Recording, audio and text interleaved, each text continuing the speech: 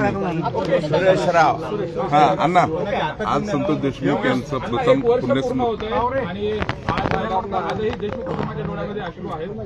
तुम्ही देखील एक मोठ्या लढ्यामध्ये सहभागी होतात. आज काय भावना असतील? हे पहा, 1 वर्षापूर्वी अतिशय क्रूर आणि ही भयानक घटना त्या ठिकाणी घडली. त्या स्टेजवरून मला बोलता येत नव्हतं. त्या काही बाबी त्या अलीकडे इकडे मला या ठिकाणी बोलायच्या आहेत. गेल्या वर्षभरामध्ये ज्यांनी कारण हा गुन्हा दाखल होत असताना मी नव्हतो. मी 9ला घटना घडली होती, 12ला आलो होतो. अगोदर इथे मनोज दादा होते गुन्हा दाखल करायच्या वेळेस. आणि सभागृहामध्ये ज्या 4च्या 4 मागण्या मी मागणी केली होती, मला वाटतं 16 डिसेंबरला त्या ठिकाणी मी बोललेलो होतो. आणि ज्या 4 मागण्या मी मागितल्या होत्या त्या 4च्या 4 मागण्या राज्याच्या मुख्यमंत्र्यांनी त्या ठिकाणी मंजूर केल्या. आणि याच्यामध्ये फक्त 302 नव्हे तर मोक्कासारखे गंभीर गुन्हे सुद्धा त्या ठिकाणी ऍड करून घेतले. म्हणून गृहमंत्री आणि राज्याचे मुख्यमंत्री यांचं मी मनापासून या ठिकाणी आभार मानेन. या तपासी अधिकारी माननीय तेली साहेब आणि गुजर साहेब आणि सरकारी अभियोक्ता म्हणून माननीय आदरणीय निकम साहेब यांनी खूप चांगल्या प्रकारचं सहकार्य केलंय. त्यांना 7 कोल्हे साहेबांनी त्या ठिकाणी दिलेली आहे. आणि आता आमचा जो धनंजय आणि धनंजयचं कुटुंब आणि हे गाव मस्साजोकर हे एवढ्या ताकदीनं त्या ठिकाणी प्रत्येक गोष्टीवरती हे लढा देत आहेत.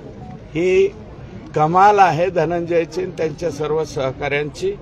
आणि आम्ही 100% आम्हाला या ठिकाणी गृह विभागाने चांगलं सहकार्य केलंय. निकम साहेबांनी मध्ये तर निकम साहेबांची खासदारपदी निवड झाल्याच्या नंतर काही लोकांनी या ठिकाणी सुस्कारा सुद्धा टाकला होता. आणि आता यांना संतोष देशमुखांची केस लढवता येईल का इथपर्यंत त्या ठिकाणची यांची चर्चा होती. परंतु कायद्यानं त्यांना परवानगी त्या ठिकाणी आहे. सुदैवानं आता चार्ज फ्रेमपर्यंत म्हणजे कालच मी माहिती घेतली आणि धनंजयचं स्टेटमेंट सुद्धा त्या ठिकाणी पाहिलं. अजूनही एक आरोपी जो फरार आहे तो पकडला जावा. आणि हे जे सगळे लोक आहेत आतमधले हे सगळेच्या सगळे त्याच्यामध्ये गुन्हेगार आहेत, एक ते शेवटपर्यंत. आणि याच्यामध्ये 3 कलम लागल्याच्यामुळं आणि अतिशय योग्य तपास झाल्यामुळं या लोकांची सुटकाही होणार नाही, यांना माफीनामाही मिळणार नाही. आणि हे लोक लवकरात लवकर फाशी कसे जातील यासाठी आम्ही प्रामाणिक प्रयत्न त्या ठिकाणी धनंजयच्या माध्यमातून करत राहू. अण्णा, तुम्ही सांगितलं की सरकारचे तुम्ही आभार मानले, मात्र 1 वर्ष पूर्ण झालेलं आहे, आणखी चार्जशीट फ्रेम नाही, एक आरोपी अटक नाही. एक मिनिट ऐका. नाही, चार्ज फ्रेम करणं हे सर्वस्वी माननीय कोर्टाच्या हातामध्ये असतं. चार्ज फ्रेम करणं आणि दुसरं चार्जशीट हा शब्द चार्ज आणि चार्जशीट याच्यामधला फरक आहे. हा क्रूरतेचा कळस झालेला जो घटना आहे या घटनेची चार्जशीट जी आहे 90 दिवसाच्या आत दाखल केलेली आहे सरकारने. त्याच्यामुळं सरकारचं या बाबतीत आणि गृहमंत्र्यांचं राज्याच्या मुख्यमंत्र्यांचं पूर्ण सहकार्य मलाही आहे आणि देशमुख कुटुंबियांना आहे पूर्णपणे. आता इथून पुढे जी लढाई आहे ते 100 वकिलांची फौज आणतायत. किती धनंजय? 100 ना, 135 किती वकिलांची फौज आणतायत. मोठ्या प्रमाणावरती वकिलांची फौज आणतायत.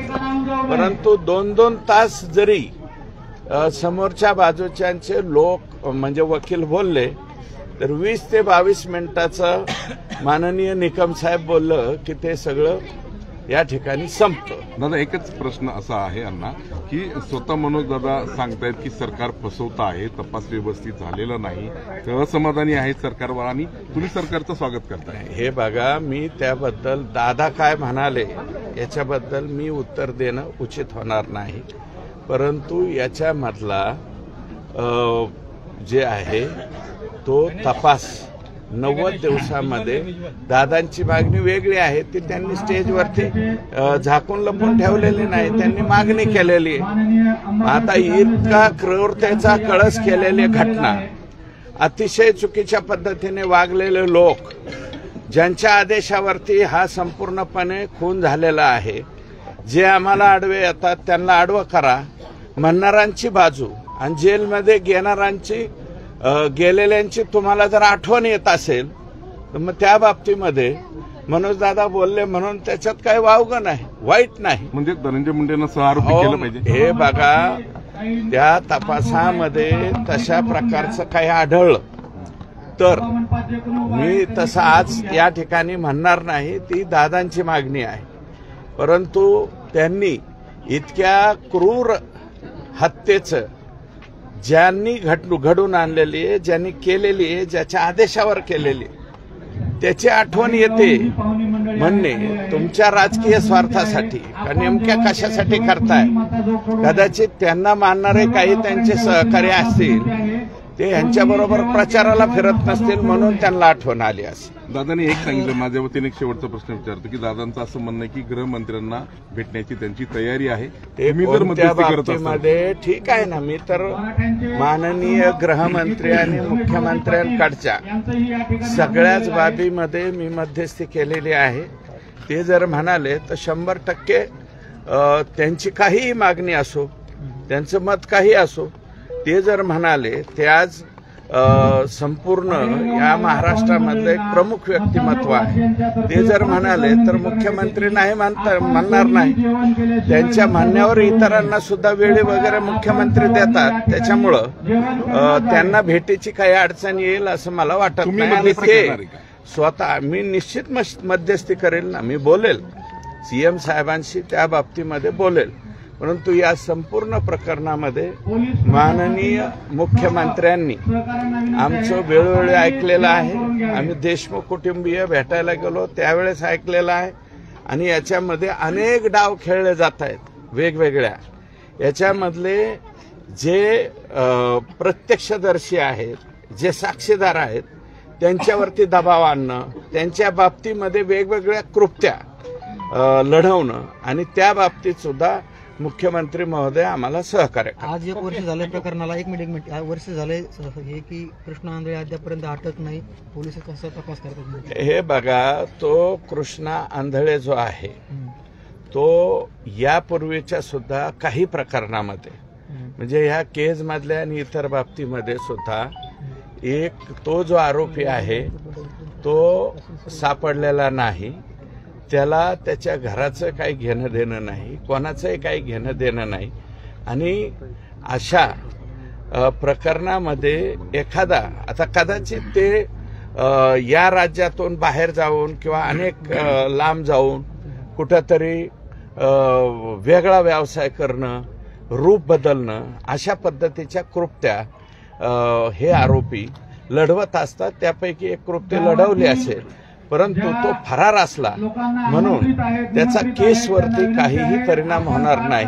उद्याच्याला चार्ज फ्रेम झाल्याच्या नंतर जे एक ते सर्व हे जे आरोपी आहे, संतोष अण्णांना इतक्या क्रूर पद्धतीने मारणारे, हे सर्वच्या सर्व त्या ठिकाणी फाशीवरती जातील. धनंजय मुंडे काल भाषणात